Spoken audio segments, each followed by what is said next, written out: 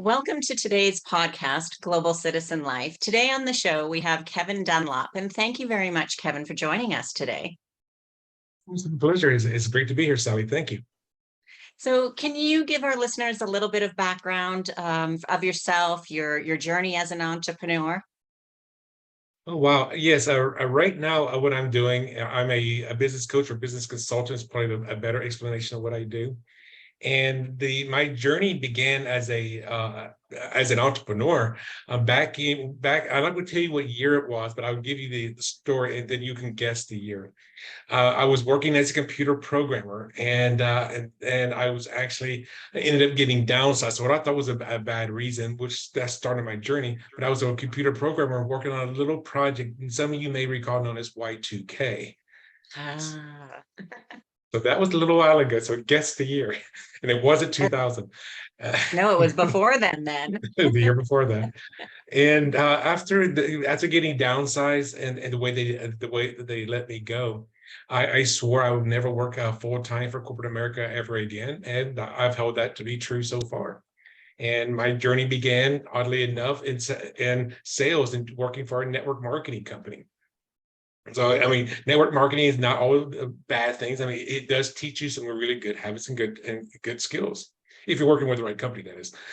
That company actually fell through a few months later, and then that began my journey actually getting into real estate investing. And then eventually, I moved from coastal North Carolina to Las Vegas, and I started my own real estate consultation business, which I ran for a good 8 years. And then after that 8 years, then I decided to get my realtor's license, and I did that for another 8 years. And when I was a realtor, I ended up doing a podcast. I ended up writing some books. And in 2021, after COVID and everything else, I wrote my fourth book, which is all about how to launch a business. It's actually called Launch, the A to Z in Creating a Successful Business, which is like 49 exercises over nearly 450 pages and links. So it's not a light read, but it is very educational. And after I wrote that book, I was kind of in a transition. I said, what do I want to do next? I ended up moving from Las Vegas to North Carolina, not coastal, but back to North Carolina. And that's when I started my company called Optimal Performance Academy, which is a school on training entrepreneurs on how to start, grow, and build their businesses. And this is not like I'm going to get you 15 new leads. I'm going to make you a millionaire and overnight. No, this is how you put together hard work. Like, how do you write your business plan? How do you do all these other little aspects of growing your business? And I decided to do that because I was a teacher at one time. So I like educating people. I like training people. And being a teacher in front of the room, and you're dealing with 20 or 30 people at a time on a subject that they don't know anything about, and you have to teach them how to get from A to B to C. And when I became a business consultant as well as a trainer with my online programs, that's when I decided, like, this is something I really am passionate about, because I do want to see other people succeed. When I was a realtor back in Vegas, I saw so many new realtors come out and get into the business. I had no idea that, by the way, if you're a realtor, you're an entrepreneur. You're working for yourself. You may hang your license at a company, but that broker's not saying, okay, Sally, I need you to be at your desk from 9 to 5, and this is the project I'm going to have you work on. They don't do that. You have to go find your own leads. And a lot of people, a lot of realtors fail in the first few years, is because and a lot of entrepreneurs fail because they just don't have that education. So It's a bit of an interesting journey, but especially the way it started. A lot of times, we have something that we think is terrible that happens, but it actually turns out to be a good thing. It's just, unfortunately, while we're kind of in it, we don't realize that as that one door closes, it actually opens up another door for us. But we have to be kind of aware, open to those new opportunities, and not just get stuck looking at the door that closes behind us. one of some of the best things that happened in my life were the result of something very, very negative that happened in my life. And like you said, that one door closed. I mean, this is a little bit not entrepreneur stuff, but I'm going to share this with the audience anyway. Is that I joined the United States Navy back in the mid 80s, and I went into what was known as the nuclear power program, which is one of the most prestigious programs, at least in that time, for all of the militaries. And I ended up going to my A school, and then I messed up one night, and this was on Easter weekend. I won't tell the year. And I ended up having to spend the Easter weekend in jail, and so I can go to court on Monday. However, when I got out, and I pled guilty to the one charge. Well, there was two charges. One was dropped, and then I pled guilty to the other one. My friend came and picked me up and took me back to base. Well, I'd already been at school, so now I've got to go to captain's mess because they say being in jail is no excuse for you not to be at your post. Well, it's Just kind of because you hard to be mess in up two in the places civilian at world, one he doesn't time. forgive you for the military world. and and so I had to write a check to stay into the nuclear power program because that's going to be after my A school. Well, I had to keep a 90 GPA, and I missed one too many questions on my final exam. I had an 89.86 GPA. I was going to say I want to put in a second shift for nuclear power program. They go, nope, we don't give second chances. So therefore, the whole Wow. reason I joined the Navy was now no longer available. And I looked at that again. This is a big negative thing that happened to me. But so I Right. went into what was known as a temporary processing unit. I'd stayed for 3 months because my orders were to go to go to nuclear power school. Like we can't give you these orders because you got to go to nuclear power school. So we got to send you somewhere. And what that ended up allowing me to do, because I just sat there for 3 months, like, what am I going to do? Where am I going to go? And they ended up sending me to Yokosuka, Japan. And for the next 4 years, I was stationed overseas in Japan. So if I went to nuclear power school at that time, nuclear power ships were not allowed to be in foreign ports. So again, getting kicked out of the nuclear power program ended up being one of the best things that ever happened to me. So you just never know. Never look at any of these negative opportunities or these negative situations as something negative. Right. There's always, sometimes they're a blessing in disguise. But we don't know until we kind of get through that. And there's always silver linings, or at least I always try to find a silver lining. And sometimes it's hard, especially when we're going through something, whether it's business or personal. But most times, like 99% of the time, something good comes from it. Whether it's just something that we learn, something we experience, and it may not be right away. It could be something that happened that could take a couple of years before, because I truly believe everything in our life, we're exactly where we're at because of the way everything in our life happened. If we would have done one thing differently, we would have ended up being in potentially another spot. Well, you watch any movie that has that goes like where you go back and change the past and where are you now? I mean, Right. it's not a common thing in the movies, but it is a thing that is done. I know Mr. 3000, I remember, was one of the movies that did something like that. Where you go back and Mhm. change, like, and is it better or worse? And sometimes it's worse. Usually it's worse. Right. It's true. I was at a seminar a while ago, like several years ago, and they were talking about, we think, oh, if I made a different decision. So I can't remember how we got on it, but the speaker said, people always say that things would be different and they'd be better. They said, well, if now I took a job, let's say, and I took this job and I moved for it cross country or internationally, and 2 years later or a year later, the company goes bankrupt, I get laid off, whatever it may be, I no longer have that job. And they said this person was complaining that, I made this mistake. And they said, but you don't know, if you wouldn't have taken that job and you could have been going to a different job, maybe you would have got into a car accident and died. Like, you may not have been still alive, or that one could have lasted, could have been worse. You could still be working, but you may have hated it. Or maybe that one would still go bankrupt and you wouldn't have, like, we just don't know. So we can't compare the should have done something because we don't know what the outcome is. We just have to deal with what we have in front of us right now. Right. And the thing is, because I've taken a lot of personal growth classes as well. And one of the things was that don't focus on the shoulda, woulda, could have. Oh, yes. By focusing on the shoulda, woulda, could have, you're just wasting your time. Maybe you spend a little bit of time on like, oh, okay, what did I learn from that mistake? Maybe I shouldn't have cut that person off in traffic. Yeah. Or maybe I Right. shouldn't have made that investment. It would Right. have been different. Or, because then, then we can say if it really tanked or something, oh, I should have done. So the next time I'm thinking about an investment, I need to ask myself more questions. And so I don't Mhm. make that same mistake. So then it's a learning experience. Absolutely. Absolutely. And so with you, what do you find with your trainings and stuff are some of the biggest learning lessons of your students? Biggest learning lessons. I think a lot of, and I can even go back to my days as a math teacher. That were, at the very beginning of the cycle, very beginning of the process, they were not aware that they could do something like that. And at the end of the process, and not only are they doing it, but a lot of times they're doing it confidently. So I mean, it could be like, hey, let's go ahead and create an online program. Why don't we like being in front of a camera? Like, nobody likes to be in front of the camera the first time. So let's get past that. Right. I have a client right now too that started out all excited, like, yes, this is going to be great, going to do it. And it's been about a week now, and she's thinking, oh, I'm not quite sure. Not sure if I really want to. And I said, you know what? I understand. That's part of the process. It's that initial excitement, and then the reality kind of hits, and that part of the brain that wants to keep us safe starts giving us that negative, oh, you don't know, what if it doesn't work out, what if it's bad, what if, and it gives us all those negative what ifs. I said, it's part of the process. And sure, some things are uncomfortable because you haven't done them before, or you don't know about certain topics and things, but that's all the learning process. Like I was saying, you didn't know how to do your job until you learned how to do it.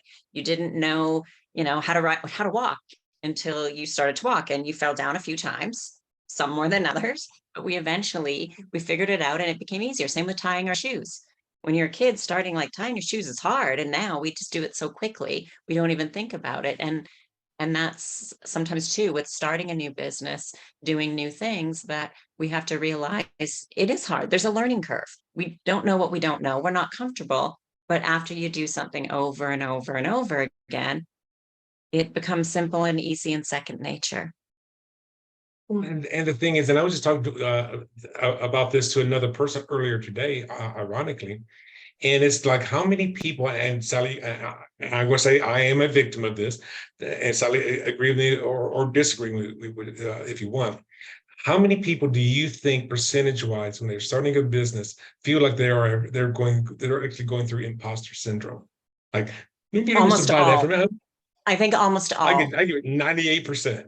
Mhm. And it happens quite a few times as well, especially if you're trying to do something new. Or you're trying to say, let me get that first client that's going to be paying me. I mean, everybody's going to be going through this. So the thing is, if you're going through it yourself, you're not unique. Yeah. Everybody's going through this. Everybody, even I can't remember who I was listening to. It was like a podcast, I'm sure. But they were saying, like, even some of what we would consider famous people within their fields, even when they're doing well, like they go through that imposter syndrome. And it's like, how is that possible? They have millions of followers, or they've been around for a few years, and they still have times of going through imposter syndrome. Well, I know, because I mean, I've shot a lot of videos, especially since I moved to Raleigh, North Carolina. And so I just shoot in the room. I got a tripod. I put my cell phone on the tripod, and I've probably shot even when I was in real estate since 2009. I started shooting a lot of videos of my houses. And the thing is, I still remember, and it still happens now. And this has been going on for 14 years or longer. Is that I still mess up. Oh yeah. I mean, I'll But be saying something like, that's not right. Or when I but was in real estate, like, which address am I at? and that's normal. I mean, even if we look at blockbuster movies or TV shows that have been on for several seasons, like they'll play some bloopers, because even professionals who've been doing it for years, playing a certain character for years, or acting, like they mess up. Everybody messes up. It happens sometimes. Even, I mean, we just talk to our friends or we're family, and we're saying something like, wait a minute, no, that's not what I meant. Or that's not the right word I meant to use, and it's everybody does it. So I don't understand. And I do, I get hung up on it too. And I get a little bit angry with myself sometimes, because I'm like, oh, why can't I just say that word today? But it happens to absolutely every single person in the world. Because I remember a few years ago, this was pre-COVID. A yoga, I was doing a hot yoga class in Las Vegas, and the yoga instructor said something that was so basic, but it was like bing, like a huge light bulb that went off my head. And it's just talking about people's how people were doing in the yoga class, people falling out and stuff like that. And I equate this so much now in so many areas of my life. She goes, people, this is not yoga perfect. I mean, this is yoga practice, not yoga perfect. Right. And even, I mean, even though people who've been doing it for years and years and years, they still fall out of their moves. They still make mistakes. We all have off days. Whether it's like even just going to the gym, or like I've ran a few marathons. It's been quite some time, but I remember I was doing one and it was just bad. And I had like stomach cramps and stomach ache. And when we finished, a friend of mine, like I pulled out my water bottle and I had only drank like 5 or 10 ounces of my water. And she looks at me, she's like, "That's all you drank?" And I was like, "Today was just a bad run." And it happens. I didn't get all upset. I still finished. Wasn't a great time, but I was like, it happens. We have bad workouts, we have bad days at work, we have bad filming days where the neighbor dog is barking. Thankfully, even just yesterday, they were mowing out here. And I just thought, oh gosh, please stop mowing. Please stop mowing in 10 minutes. Please stop mowing in 5 minutes. And thankfully they did finish. But I mean, that's life. It just happens. We forget things, we mess up. We just can start over or just be like, oh, sorry, I mean, and just correct ourselves and move on. Yeah, exactly. And that's the whole thing that I've been learning. That's one of the biggest things I've learned from being working for myself for 20 plus years, is that things will not always go the way you plan. Be okay with that. Things will whatever you can correct, you can correct. It doesn't have to be perfect all the time. It won't be perfect all the time. So stop having that scare you from moving forward because you want it to be perfect. It's just to get it done. If it's not good enough, work on it. And if it's, as we said as we used to say in the military, well, that's good enough for military work, or that's good enough for government work. But Right. And it's true too, because also what's perfect now, when we move forward with the use of technology and everything, it's not going to be perfect in 10 years. I mean, I remember growing up, 2 years um, and yeah, or I two know years. too, but I was trying to like push that out. But even so, for example, what was it when I was young? So I am dating myself a little bit, when Jaws came out. So for older people, they'll know the movie Jaws, and that was scary. Like it was, even to this day, if I'm out snorkeling or something, I'm always kind of looking around me, making, because I'm worried that Jaws is going to come bite my legs off. And it's ridiculous, but it was because it was such a scary movie to me at that time, and I was like a young child then. But if I went back and watched Jaws now, oh my gosh, it's so ridiculous. It's so not even scary at all. And but it left an impression. But at the time, it was like one of the best, the technology, everything that they could do. But as we move forward, it changes. So even if, like, for one, nothing is going to be perfect. And even if it is the best that you did, that's great. It was the best at the time. But when you move forward, you're always going to look back and go, oh, could have changed that, should have did that. But we don't always have that technology or things, or even just the confidence of getting used to being in front of a camera. I mean, and that's happened to me when I created my first few online courses. Now, everything had to be perfect. I was so meticulous that it had to be perfect. Now that I'm about quite a few programs later, like, yeah, I can throw it together in an afternoon. Right, because we know we can always go back and fix it. We can always update it, we can always correct it. So even just getting a video out now, or starting your business now, and you're working on it, and then you find I don't like to use the word mistakes, or failures. You find something that there's a better way to do it, or an improved way. We can always go back and change those things and fix them. There's very little things that are written in stone that can't be fixed or changed. Mhm.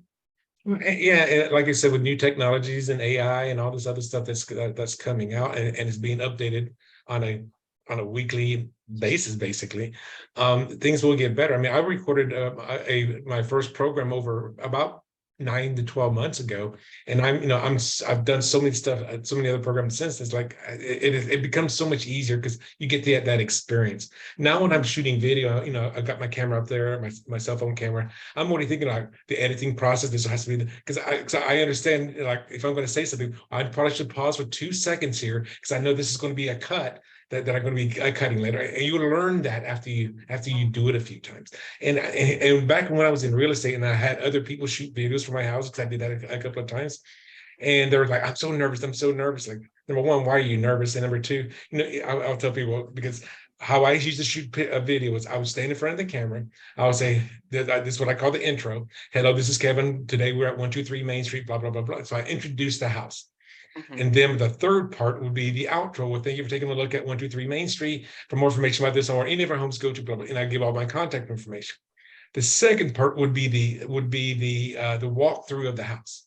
Mhm. So no, I'm narrating as I walk through the house. No, it wasn't picture cuts. It was actually a walkthrough, as if you were standing there next to me. We're looking at the ceiling and stuff like that. And when I had people like, they're going to shoot a video tomorrow, I go, and they're nervous about it.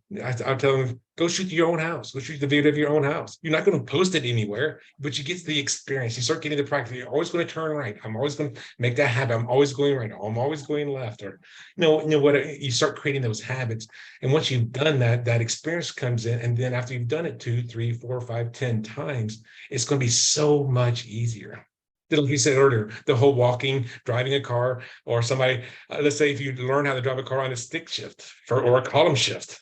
I mean, imagine that, back in the 60s and 70s.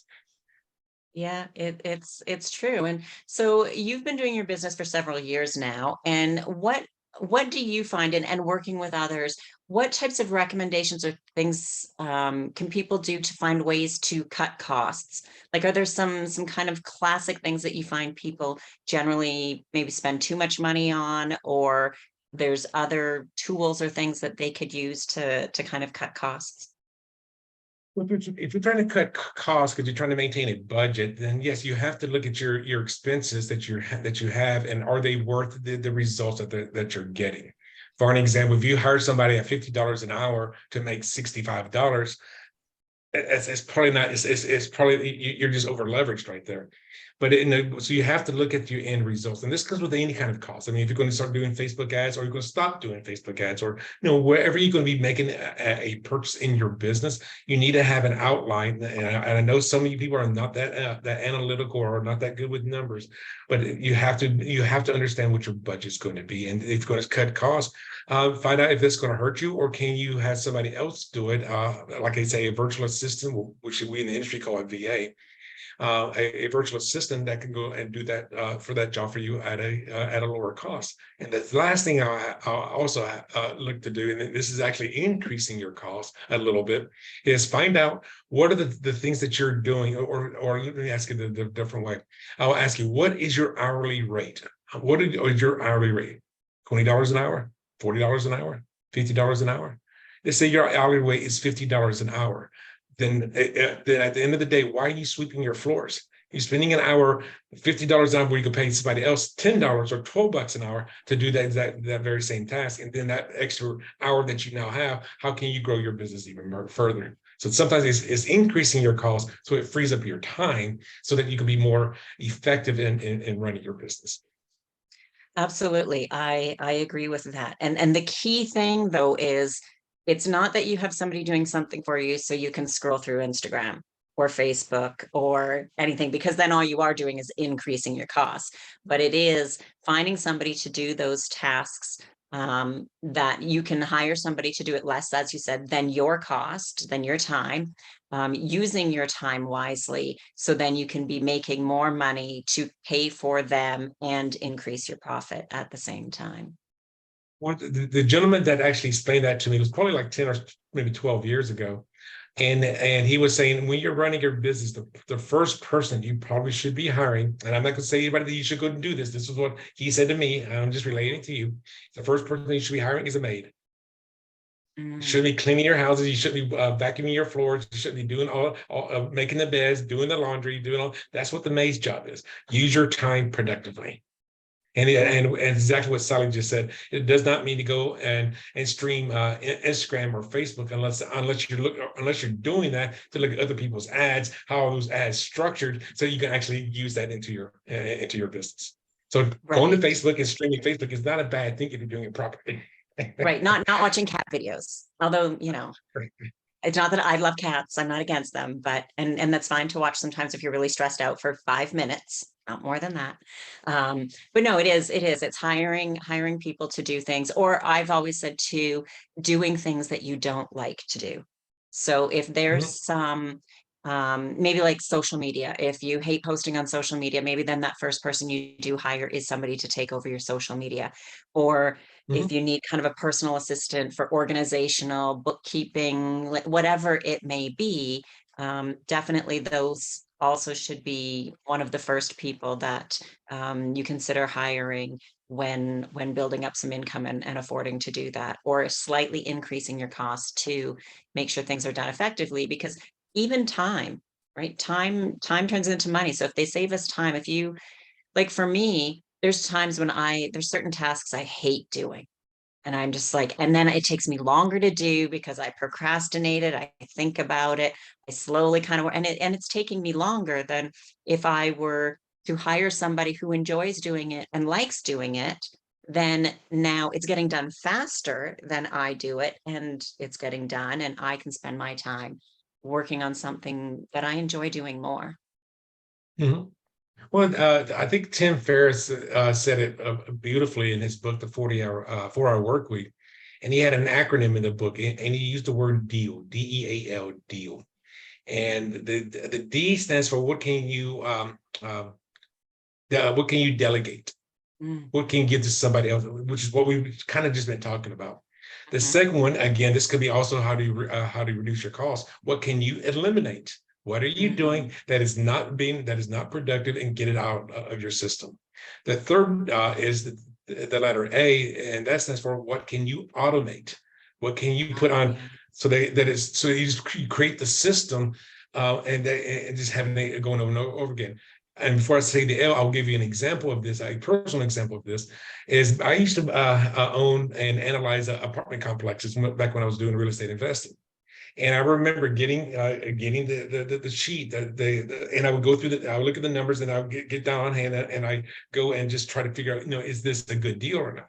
And I did so many of those, and I would by hand, like, why don't I take a month off and let me create an Excel spreadsheet? And all I have to do is put in the numbers, and it will automatically calculate it for me. So I took a month off and created a thing there that came out with over 400 equations would be calculated on one sheet of paper. Granted, it was size 9 font. It's really fast font, but it did the analysis for me. It took me like 2 or 3 minutes to put all the numbers in. So even though you spent the time up front, it saved you so much Created this time system after. in the future. Yes. And then the L stands for is what are you going to do with your time, or you call it liberate. What are you going to do with the time that you now have in your business? That's part of the whole 4 hour work week. Is he delegated, eliminated, automated? It's like, I've got all this free time now. Now what am I going to do with myself? So Right. And that could be taking on, for some, it could be starting a new project. some new I project, don't know. starting I don't business. know if I don't think I've ever met anybody that only works that works a 4 hour work week.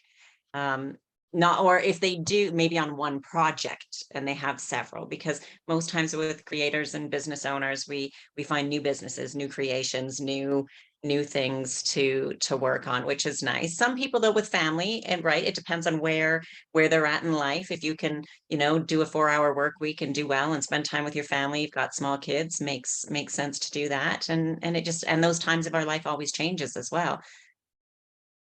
Yeah, I would say it's rare that people can have the 4 hour work because you still have to do some kind of maintenance.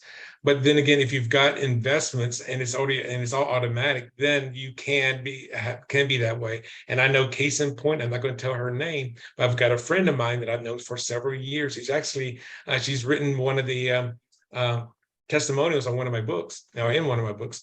And right now, for the last several months, she's been a vagabond traveling all over Europe and Northern Africa. Well, then she's still So doing something, because travel is a fun thing to do. she's tried this, but she's enjoying the fruit of her labors. But she was a Right. doctor, I think a doctor of psychology, as well as a dietary medicine or dietary stuff, not medicine. Mhm. So Well, so she put in a lot of hours beforehand then.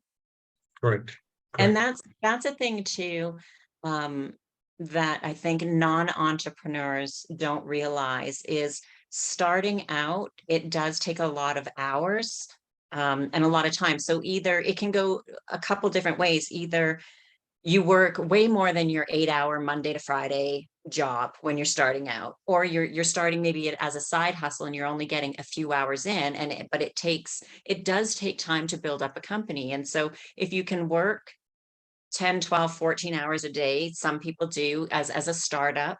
And we hear that a lot, that because there is so many things to do. And when we just start out, I try to explain with my family, they don't really get it. I'm the only entrepreneur in my family. And I said to them, I said, well, you go to work and you have your HR, you have, um, your advertising or, payroll and like all the different things depending upon you. But I think if you think of everybody in that group, I said, if you take one person, because lots of them have more than one, but if you take one person in every single department, now you try to do all of those things yourself.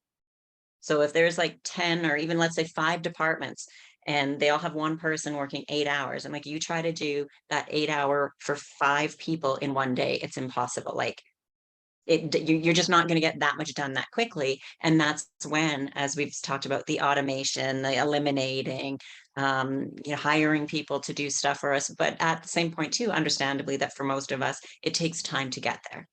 And we have to put in those extra hours and that time. And so what I've recommended to a friend of mine, she's starting a new kind of side hustle, and she's going through that. I don't know if I should, I don't know. I hate my job. And I said, just baby steps. You keep your job, you've got your income, you're making good money from that. Understand you hate it, don't quit yet. But before you get to that point of just like losing it and quitting one day, let's start to build up. So in the evening sometimes, or every Saturday, you put in some hours, you start working on something and building it up. And then when you start making some money with that, then you can either hire somebody or you wait till you get to a certain point and then you can quit your job. And then you get to a certain point and then you start hiring people, like however it's going to work, because there's just so many ways to do it. But I never recommend, and some people will, but I don't recommend people quitting their job unless it is truly like terrible for their health and mentally and physically bad for them, to then work on a side hustle and get at least some income coming in and going before quitting their job. Well, and I basically believe the same concept is I would tell people, if you've got a 9 to 5 job, 8 to 5, whatever it is, and you want to start your own business, number one, after you figure out that if that business is going to be a viable business, because that's a process in all of itself. Mhm. But let's say you start starting that side hustle. So you work in the evenings, maybe the early mornings, if you're working on your website, whatever it is. You're working your Saturdays, your Sundays, maybe possibly even on some non-large holidays like Columbus Day or something. And you start building your business. Once you get your business, your side hustle to the point that you can replace the income of your job, then you can make a choice. Now, I'm not telling you to do this. I'm not telling you to do something else. I'll say there's basically a few things you can do. Number one, you can go part-time at the job. You could quit your job. However, Right. I would never tell anybody ever, ever, ever, ever to quit their job. Because if you've got 19 and a half years into the job and you got retirement coming in 6 months, don't quit your job. Come on now. So Yeah. everybody's situation is different. So Mhm. because the thing is, because most of us, because people would say, get your side hustle too, so now you can quit your job. No, now you can start making the decision of what you want to do next that is best for you. Right. Right. And sometimes too, I think a big thing, that people really need to think about is, how much money do you really need? Not how much do you want, not how much for all the stuff you're buying that you don't need. Um, it's really, sometimes we need to also simplify our lives a little bit more than, and I have this conversation like, yeah, but I have car payments, I have house. It's like, well, don't, when it's time to get rid of the car, if it's leased, get a cheaper car or maybe downsize. How much stuff are you buying? Like how much clothes do you really need? How many shoes do you Mhm. need? How many things? Like, of course, there's things that we have that we love, right? If there's something you love reading and you've got 500 books, great, buy books, read. You love that. Or if movies are your thing, that's fine. We still have to have a thing. But many times we buy stuff to make ourselves feel good and be happy. Um, and then you think if you're making less money, you can't buy those things and you won't be happy. But it's actually the different. If you're not buying a bunch of stuff because it makes you happy momentarily, but you're doing a job that you enjoy, even if you're not making as much money, you're still happier. And so sometimes I think too that we need to kind of reevaluate, how much money do we really need? how much do we really want to work? Again, through different phases of life. We may, if you know, little kids, you might not be wanting to work very much. Empty nester might want to be trying new things, working some more.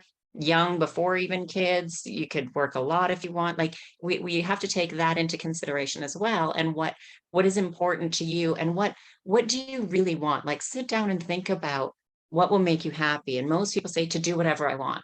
Well, what is it that you want to do? And they're like, well, I don't know, Mhm. whatever I want. I'm like, okay, but that's the problem then. What is it do you want to do? Or they'll say, I want to make $1 million. Well, many people who've made $1 million, they said when their bank account hit that million, they were like, I don't feel any different. So if you made it, like, what would you do with that money? Like, and to truly question what we want, what would we do, what do we need? And that'll come up with some answers of, maybe working less and not making as much, you'll still be happier and you'll be enjoying more things that you like to do. And overall you'll be happier. And it's something for people to think about. Well, going back a little bit earlier to what you were talking about, a lot of people fall into the category of, I have to have this so I can do this, or be, and so I can be happy, or or it was have, do, be, or I do this to have this to be this. The thing is, that's all in the reverse order. It's always be, do, have. How do you want to be, and then do it, then you want, to have it. So it's coming from the area of abundance. Now, this is, it's kind of curious that you said that, because back when because in the early 2000s, for a couple of years, I was a part-time college math teacher. And I'm going to say something that I did that was not approved by the college that I was teaching at. Because a semester is 32 classes long. It's 16 weeks of 2 classes a week. So it's 32 classes.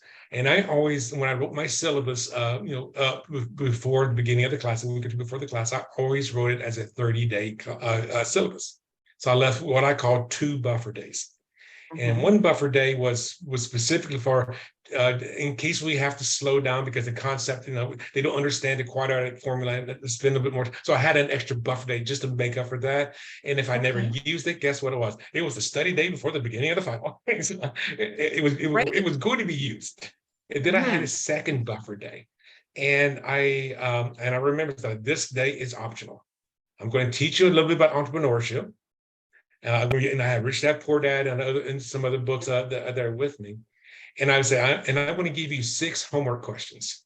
I want you to do these 6 questions. I'll give you a month and a half to do it. And Wow. if you answer the questions and you're thorough about it, each one that you're thorough about, I will give you a 1 point on your final grade. That's a letter grade. Yeah. I mean, if you got a B, now you're an A. And the questions were the first, third, and fifth questions were financial statements. What is your current financial statement as it is right now? If you live at home, what is it right now? You may be working for $10 an hour, whatever it is. The second question was, go out and interview a person that is in the field that you're getting your degree in. So if you want to be a marine biologist, go talk to some marine biologists. Go and research your career, and then do a financial statement based upon where they are at that time, their school loans, their house, their cost, and all.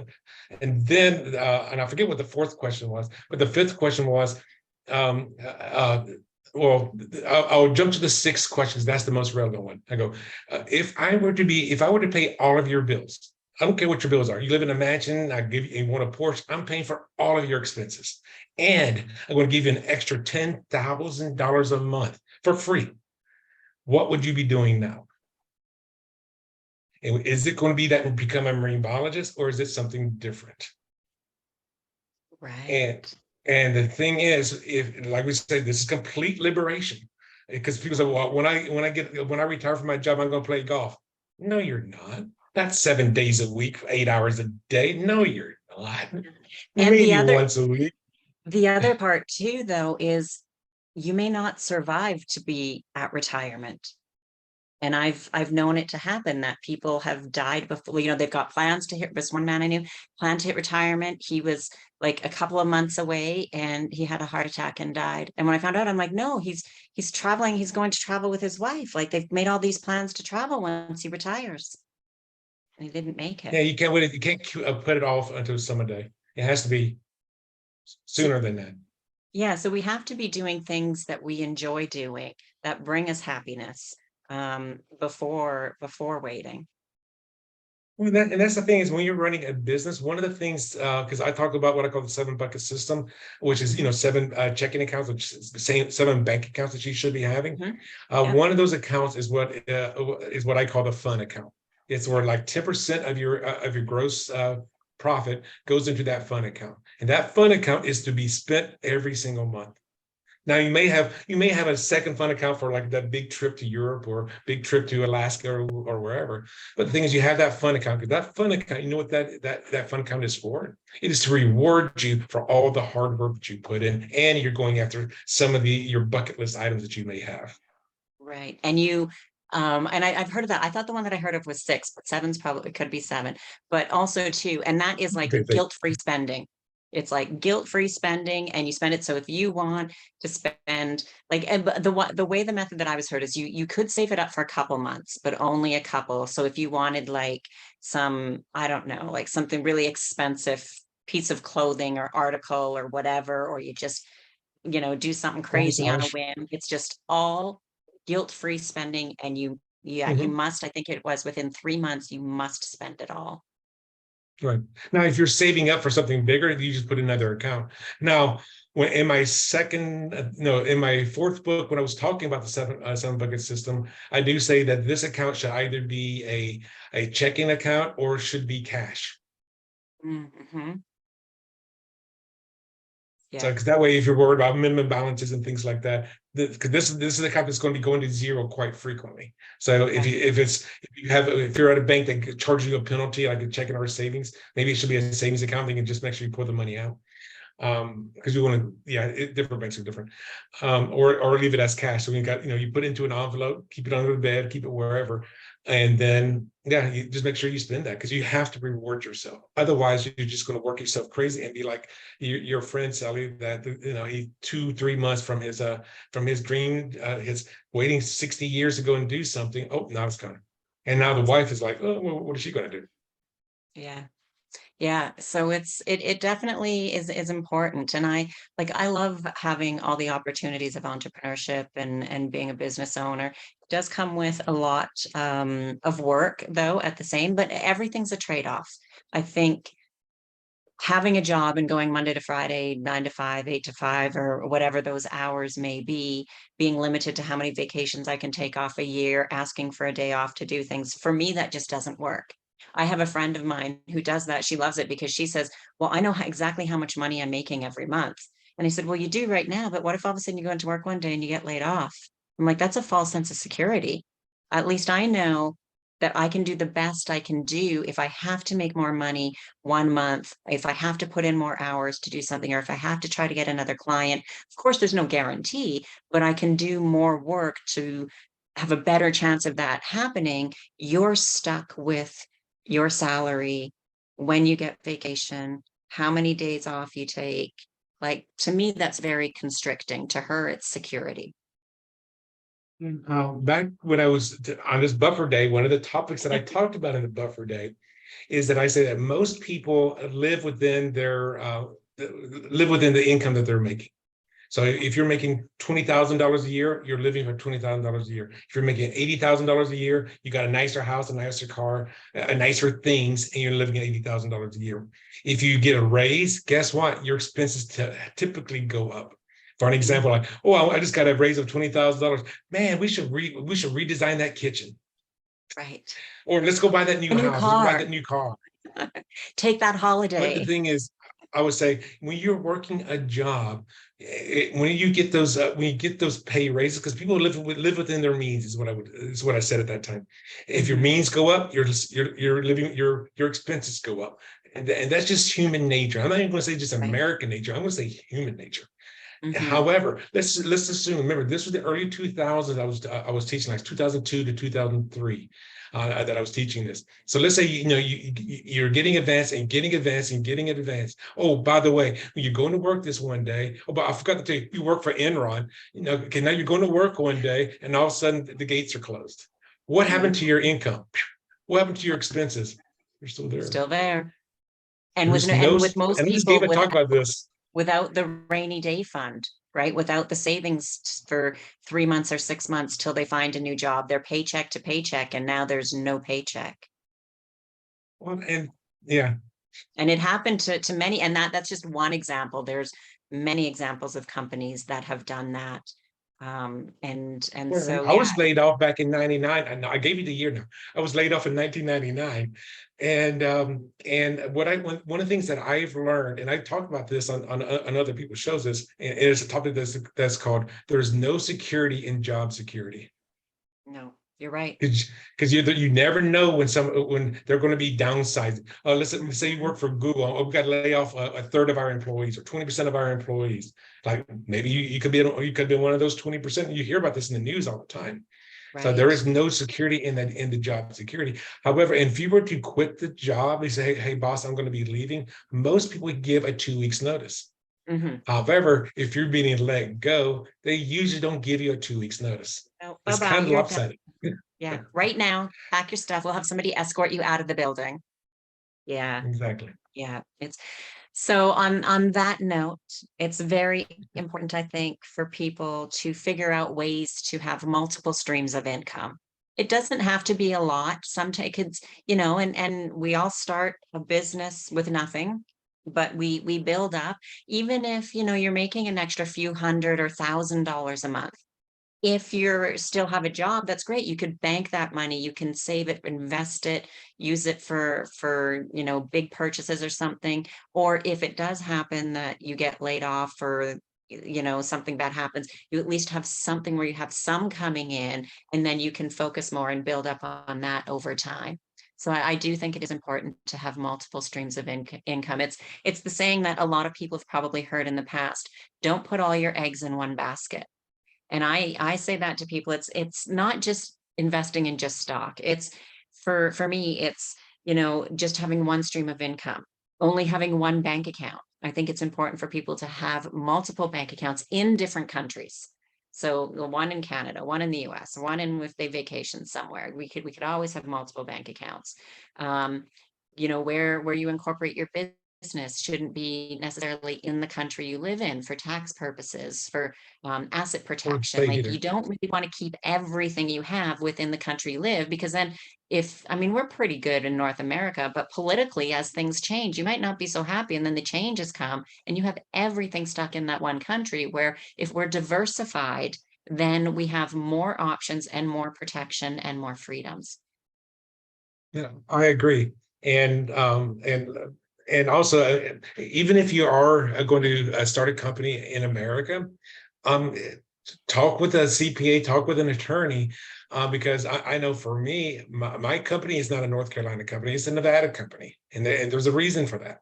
Even though I don't live in Nevada, I have what's called a registered agent that lives in Nevada that can receive any kind of notices. So you don't necessarily have to live within the state of which you are incorporated. If you're a tangible business, then yes, you will have to get permission to work as what they call a foreign entity in order to, saying that this is where the thing is. But you can still be out of state, and I never really thought too much about being out of country because I wasn't Oh, sure how tax purposes work.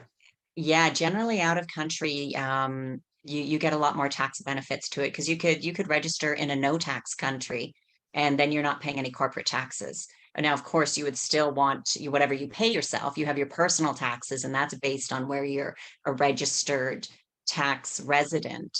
But that varies. But yeah, there's plenty of ways to play legally within the rules of the government. I never promote anything that's illegal, but to legally play within those rules, just as like Google, Amazon, all of those big companies, like a lot of them are registered in Ireland, Luxembourg, and various countries, because they have tax benefits and tax breaks to be in other countries. I did not know that. I've learned something from your show now. Yes, yes. And a lot of people, like, the funny thing is, TV and movies in the past used to be like, oh, if you have an offshore corporation, you must be part of the mafia. It's illegal. You're doing all, and that's not true. It's just basically you have a company in a country that you don't live. And most people do it for tax purposes, and it's completely legal. You still have to file taxes. You still want your bookkeeper. You want to know what your company's doing. So you're still doing all those things, but it's just registered where they don't collect taxes. Now, when you pay yourself, of course, then you pay personal income tax on whatever you pay yourself, but you don't have to pay yourself all of the profit within the company. So you can keep Yeah. your personal taxes lower. And you shouldn't be. I mean, you want your company to be making more and kind of banking some. But it's interesting because then when we think about it, we have to pay corporate tax. And then once what's left with that, then we can pay ourselves. Well, now we're paying ourselves also personal tax. So we're paying even more. And then when we buy stuff, we have to pay whatever local GST, HST, PST, VAT, depending upon where you live. You're paying tax. So you're paying even more tax. So like that's a lot of taxes. So even no matter what, you're still going to be paying taxes on all the money you spent because every pretty much country has some type of tax worked in there. And then whatever you're bringing in as personal income, depending upon where you live, you're going to have to pay some kind of tax with that. So why are we also paying taxes on the money that our company makes? Because it's just crazy. So it's something else for Again, other talk people to a to consider. CPA, talk to an attorney. We're not giving tax or legal advice. We're Yes, just yes. I'm giving not, you no, ideas. I'm not. Yes, I'm not giving any legal advice. I'm just letting people know that there's options out there. And they have to figure out what's good for them, depending upon the type of business they have, where they're located, what they're doing. I mean, it's not just black and white that way. I mean, you still want to make sure that you're making the right decision for you, for your lifestyle, for your company. But there's just, I think there's a lot more options that people aren't aware of. Well, I mean, I know, I mean, I'm still constantly learning. I mean, I've had mentors, I've had coaches. I mean, I've done all of that. I've gone to seminars and webinars and workshops. I mean, it's years and Me years too. and years in the making of this. And this is where we learn this stuff. Is we don't just make this up, and you learn it from somebody else. And, Right. and that's the whole thing. Is like, what we're trying to say is make sure that you get the right advice, get the right guidance, get an education. I Yeah. mean, go there and to be like a sponge, just soak everything that you can up. Mhm. And I think that's true. As business owners, we constantly need to be educating ourselves.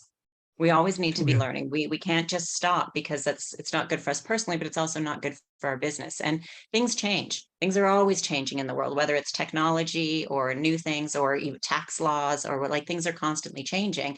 We're never going to know everything, but we need to be up on things and finding the right people who know the right things and staying within those circles.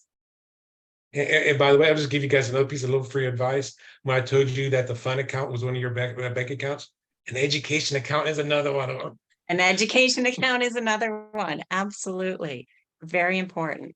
So on that note, if people wanted to find you to work with you, follow some of your information that you have out there, Kevin, where can they find you? Well, number one, they can find me on my website. My website is constantly growing. I think at the time of this recording, I'm at 57 pages right now on my website. So it's constantly growing. That's going to be at HTTPS, of course, colon forward slash or backslash, we're doing whatever that is. The name of my company, which is Optimal, TIMAL, Performance. I know it's a long one. Optimal Performance Academy.org. So optimalperformanceacademy.org. On the front page, on the homepage there, you'll see a lot of the stuff that we do. You can also see all the menus and stuff on there. Like 2/3 of the way down is also a place where you can actually book a complimentary 1-hour strategy session where you'll book the session. I send you an email with a questionnaire for you to fill out some questions so I can understand more about your business before we even get started. That makes me to be more effective when we're with you. And just go and look at that. So just also surf around the website, go to our online programs. We've got consulting programs for one-on-one as well as group. Everything can be found on there. The other place you can find us is going to be on LinkedIn. And it's just linkedin.com/IN/Kevin, my middle initial A, Dunlap. So LinkedIn, so Kevin A. Dunlap on there.